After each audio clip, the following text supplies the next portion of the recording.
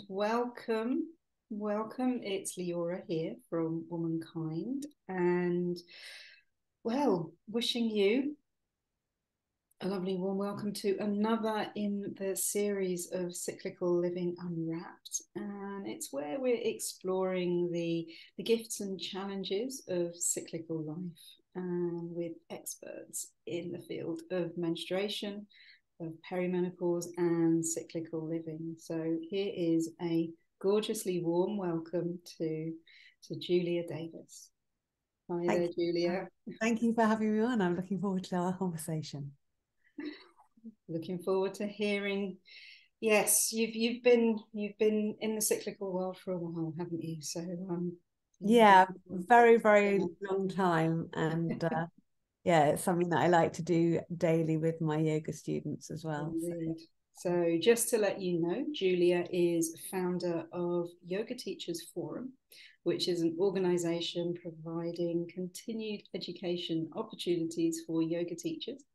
She is co-founder of the State of Birth Symposium, amazing, an annual event created for birth educators of all kinds.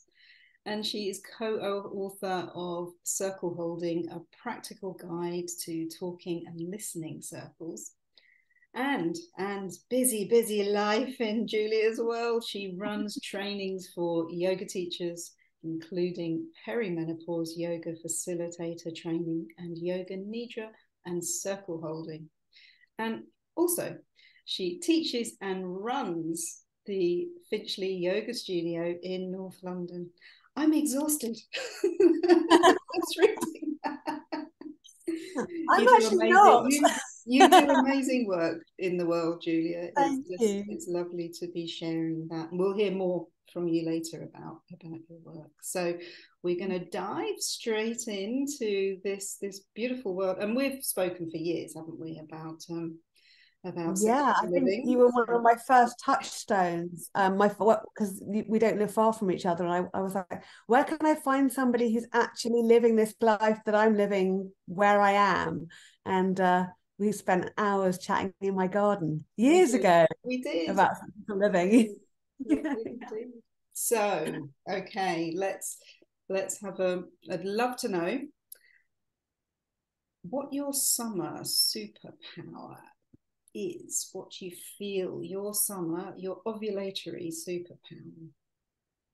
So I think I've got a way of being that is very summery, and my physical body doesn't necessarily correlate with that, but I'm a doer.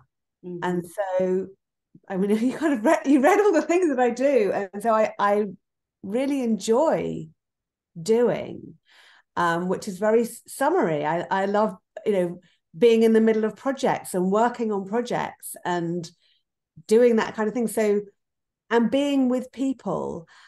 And also, I think I'm really aware of how big summer is. So I notice how much I'm doing. Say a bit more about how big summer is. So I think in the UK, we've got a really good example of that, because in the height of summer, there's very little darkness. So, the sun begins to rise about 3-4 in the morning, and you can still see daylight at 11 if you're talking about midsummer, which is mid-June time, which is huge. So if you lived that kind of summer, there isn't enough time for rest in that kind of summer. And it's really possible to live that kind of summer and then have no space, and burn out, and done, and also not given space to go, wow, I did that. And it's a summery celebration. Yeah, exactly.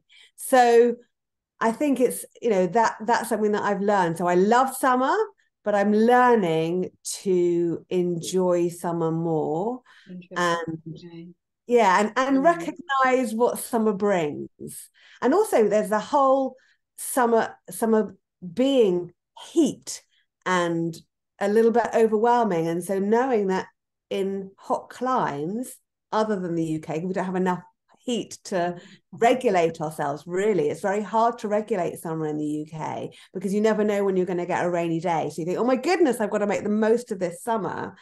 But in sunnier climes, there's this whole siesta idea. It's like you've got a summer, but within the summer, there's rest. And so, okay. Yeah, so I'm interested. So you're describing the expansiveness of summer, and so what trips you up?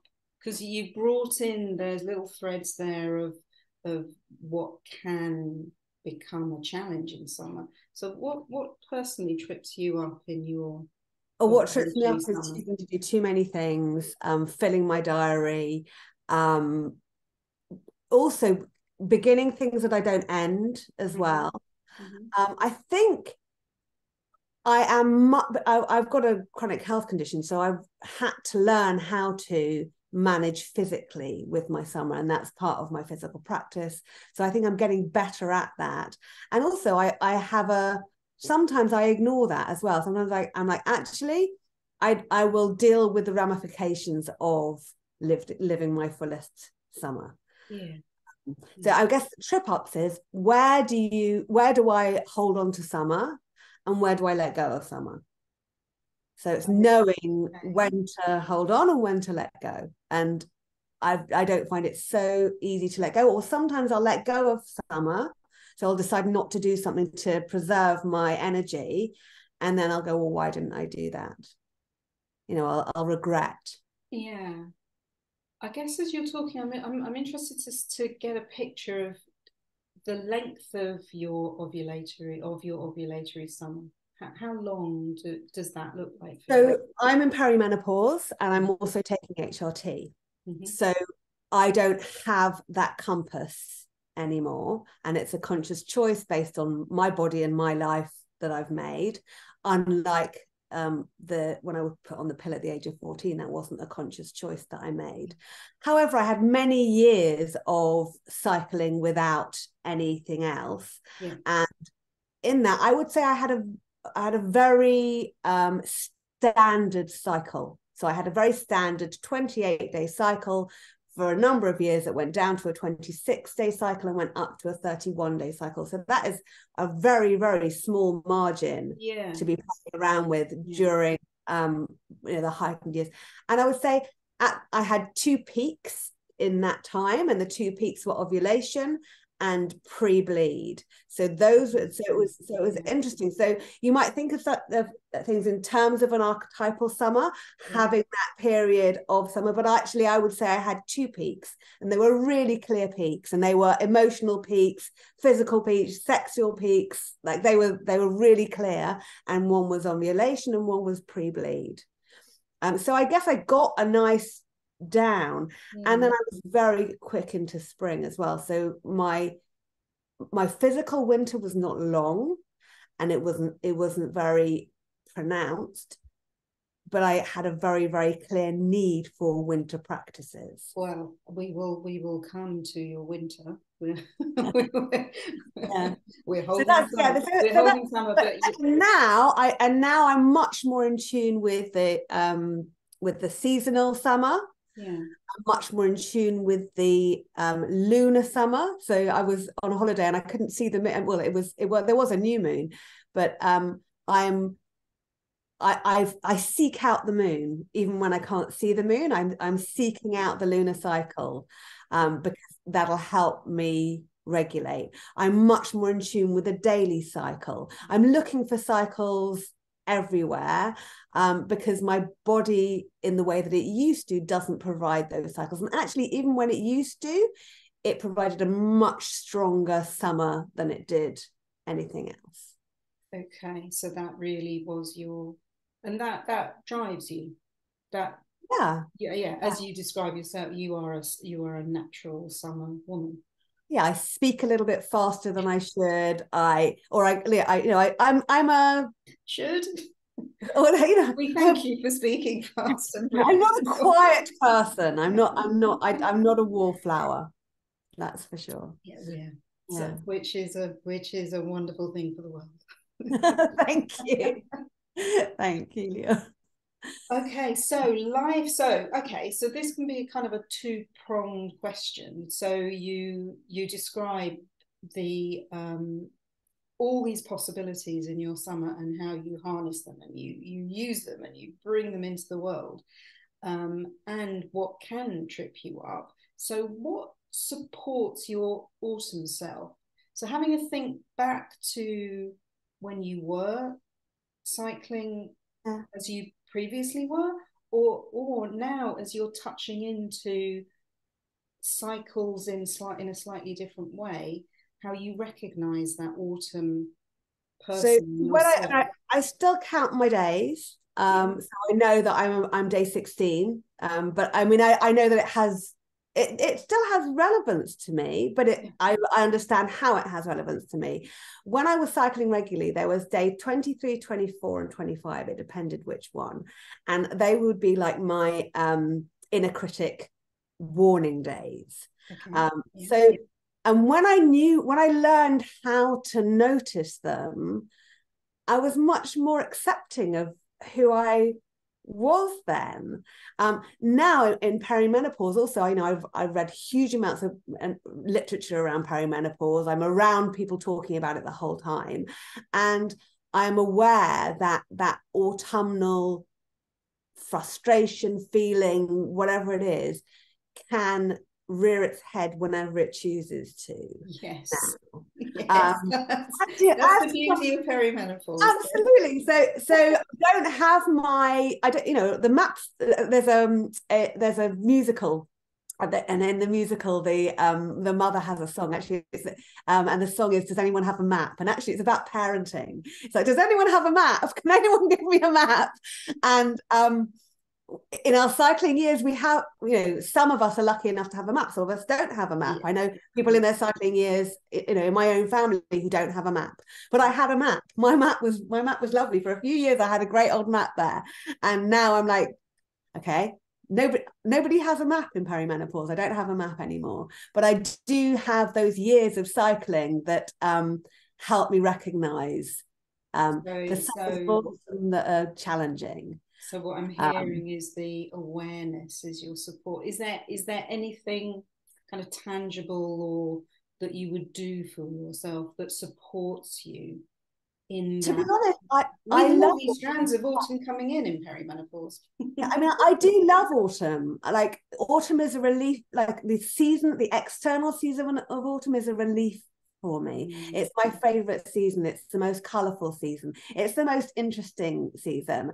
And I think it's the season that really reflects the challenges of my womanhood and the womanhood that I see a lot of women around me experiencing. So I kind of, I'll read books around witching and being a hag and all of those things, and I seek the support of multi-generational people, actually. So I do seek my peers, and I seek people who are older than me, of all genders, of all types.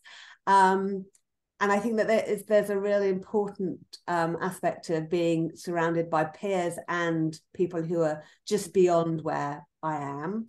But also I seek out multi-generational experiences as well. So it's lovely to check in with the teenagers around me and to see their rages and challenges. And I think I'm more accepting of, or more understanding of, the teen rages and challenges, because I can feel them as in my perimenopausal self. So, and I am kind of the cliche, if you like, of the perimenopausal woman with teenage daughters, and I have one parent and two in-law parents. So I am that sandwich generation with all those levels of experiences happening. And I've always seen age, I think when you've got a chronic health condition, you see, first of all, I see my body very differently, maybe to other people. Like I've always seen, or I've learned to see all the things that are a gift about my body. You know, I am lucky to be able to breathe. I am lucky to be able to walk. And so I see my body from the inside out a lot. And I try and be as kind to the parts of my body that find life challenging as I possibly can. And that helps, because then you're grateful. You know, I'm approaching 50. I'm really grateful to be approaching 50, because what's the alternative to that? Every year I get older is a gift that I've got. Every year that I can do the things that I am able to do is a gift. So celebrating aging. Yeah, and also knowing, knowing all the the challenges. I'm really 100% aware of my challenges, not of everyone's challenges, but of my challenges as I live in the body that I'm living in today. So this actually leads perfectly to the winter question of what. So this isn't a theoretical question. This is, what does rest look like for you? So rest is a practice for me. And I find various ways of utilizing that practice. So I'm a historical yoga practitioner. So I've been practicing yoga for 20 years. And before I had a regular yoga practice, I learned a technique called autogenic training, which was a deep relaxation technique. So rest for me and that technique was a technique that was taught to me when I first experienced my chronic health condition. And I was told I needed to practice it every day for it to make a difference. And I didn't.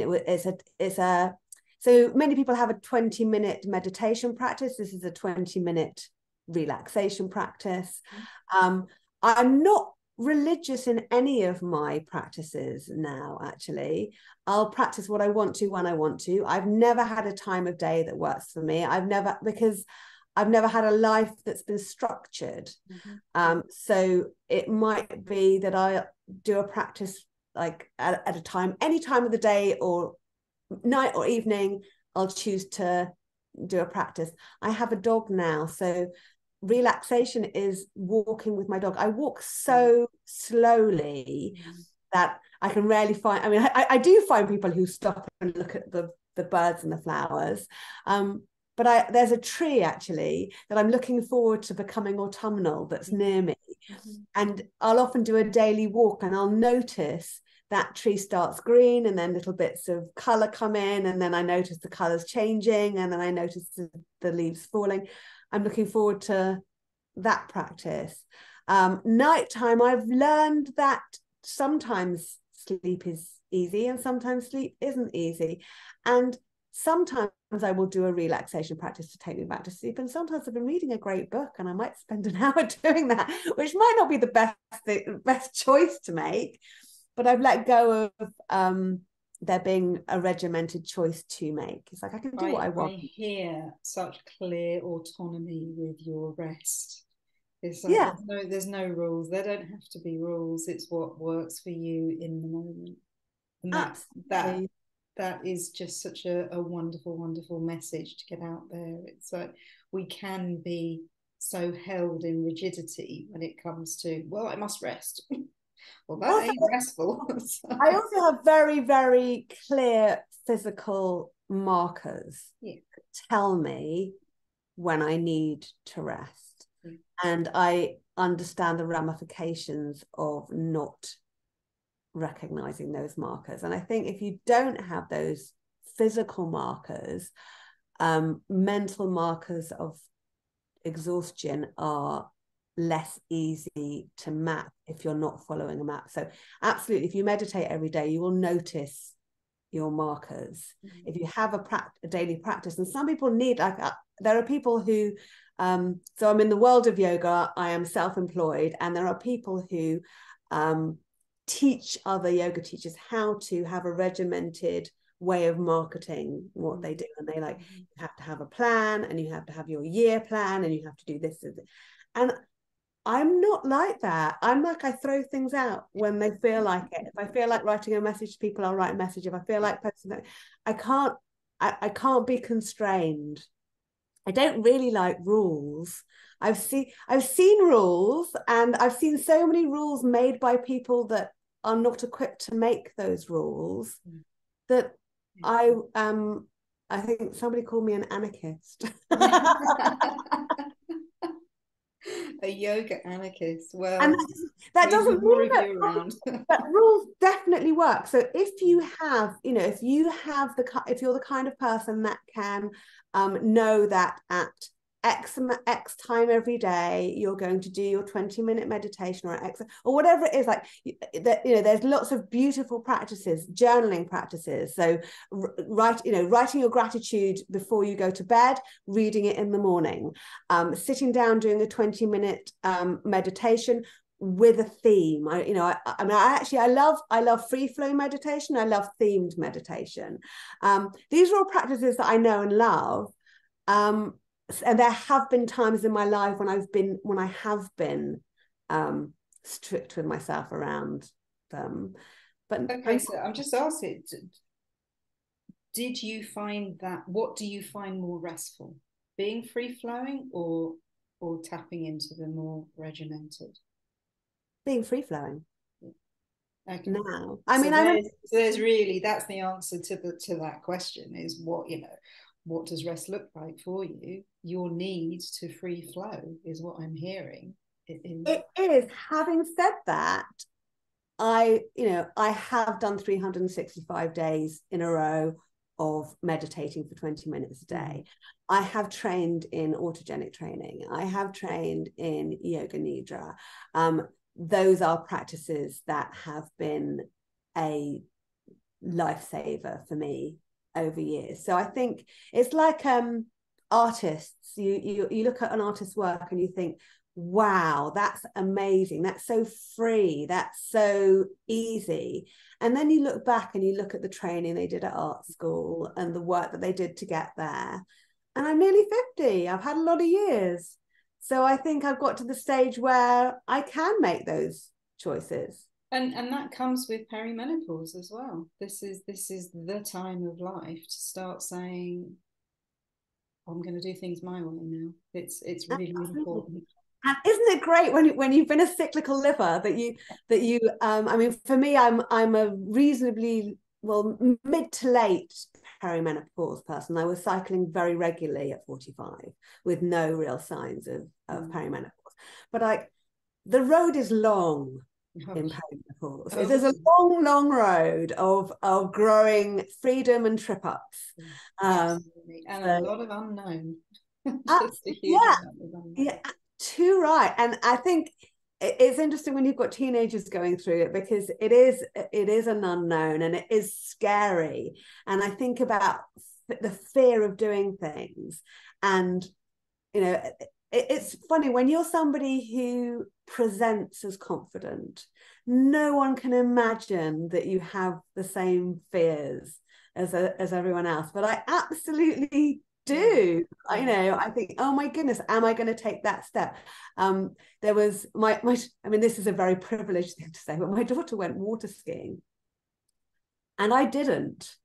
And I could have done, and I mean, I could have completely failed, but there were lots of fears around, like, am I going to damage my knee?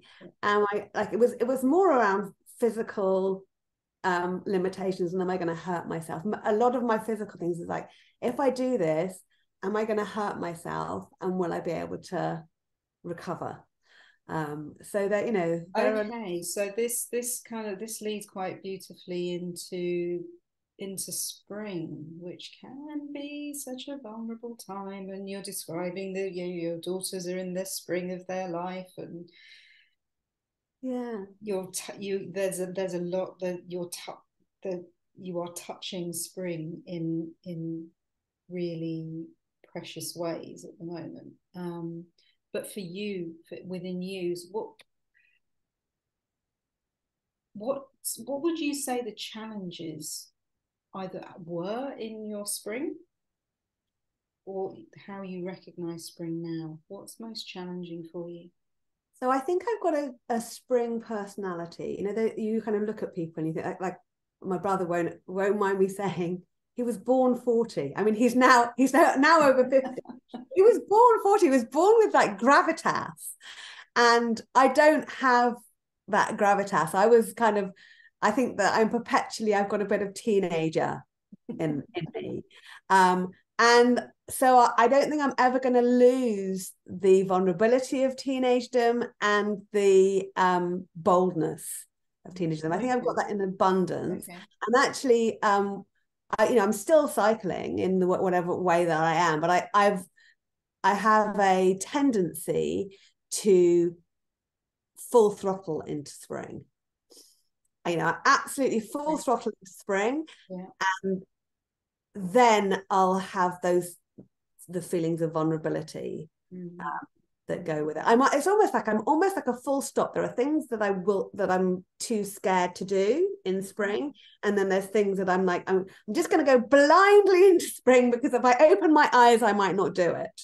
That's kind of what I'm like. I'm like, I don't know whether you're interviewing Tessa, but like the number of times I phone up Tessa and I go, let's do this. So Tessa Sanderson, who I run the Circle Holding and Yoga Nidra, the books I've co-written with her. The reason why the books happened is because I phoned her up one day and said, let's write a book about this. So that's my spring talking, and it talks a lot. And when, because of the physical challenges that I've had in my life, I think I've had a lot of time when I haven't been able to fulfill my spring. Yes. And so I think that's one of the reasons why now I really, really want to do stuff.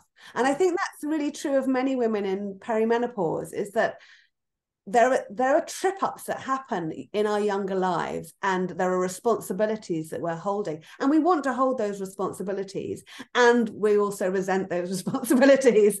And then, I am at a stage where there is potential for freedom. So what am I going to do with that freedom? Oh my goodness, I've got to nearly 50. How do I manage a life? I mean, I'm not quite out of it yet, but how will I manage a life when I'm not, packing lunches and making sure that sports kits are in bags and doing all of that stuff? What's life going to look like for me when somebody isn't needing me in that way?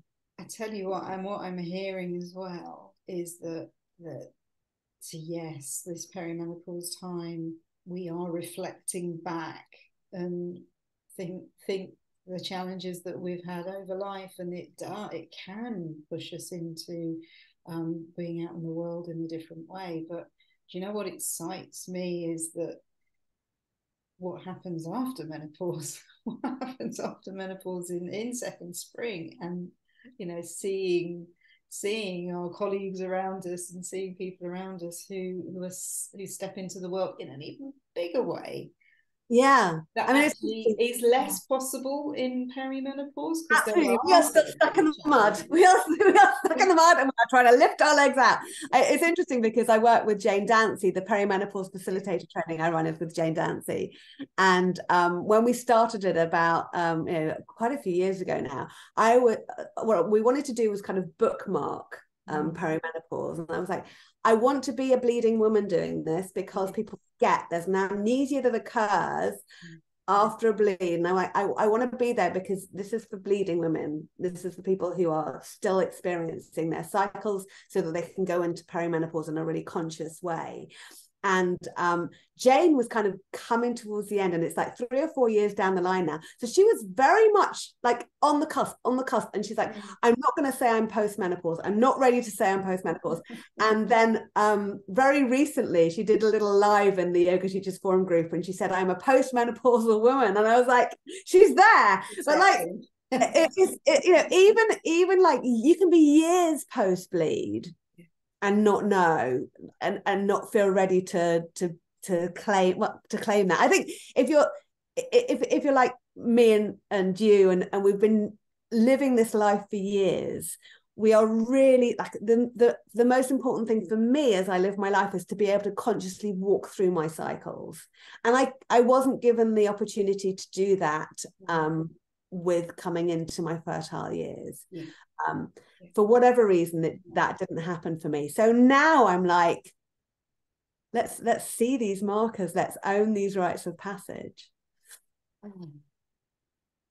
Yeah, it's so powerful. It's so powerful. So I would love to hear and for you to share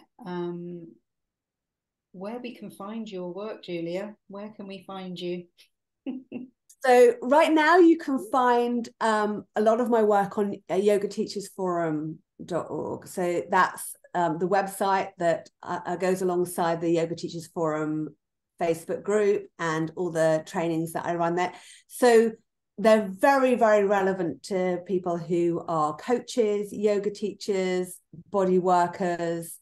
If you believe that there is a strong connection between the bodies that we live in and the minds that we own with them, then the work that I do is likely to speak to you. And the courses that I run myself are the Perimenopause Yoga Facilitator training, and hold the word yoga lightly if you choose to, but if you'd like to hold the word yoga strongly, then there's space for that as well. And there's the yoga nidra and circle holding training. And also there's now we're running a circle holding retreat. And since we're literally putting the finishing touches to the circle holding book, the talking and listening circles book. So there will be more coming up around that in Yoga Teachers Forum, and it is very likely to have its own home, which is very likely to be circleholding.com. So depending when you when you do this will depend. And the State of Birth Symposium also has its own website. So that's the State of Birth. When's that? And that's in November. Yeah. I think it's the 18th and 19th of November. It is a labor of love, and the people who are involved speaking on that symposium are amazing women who live their lives through the world of birth, which is miraculous and amazing. And I'm really proud of the people that we've gathered to be part of that. It's a really, really special thing, and it supports an amazing charity which is called the Happy Baby Community, and they support refugees, and that is, I'm actually going to see the charity in September. I haven't actually been, and there's an amazing situation. I had somebody help me out when my babies were little and I was juggling everything. I had somebody who came and helped me with my little ones, and she's now working for the Happy Baby Community. Wonderful. And she spent she started with my babies, and now she does the most amazing work. Amazing. Yeah. Oh, brilliant. Thank you so much, Julia. And just to let you know, if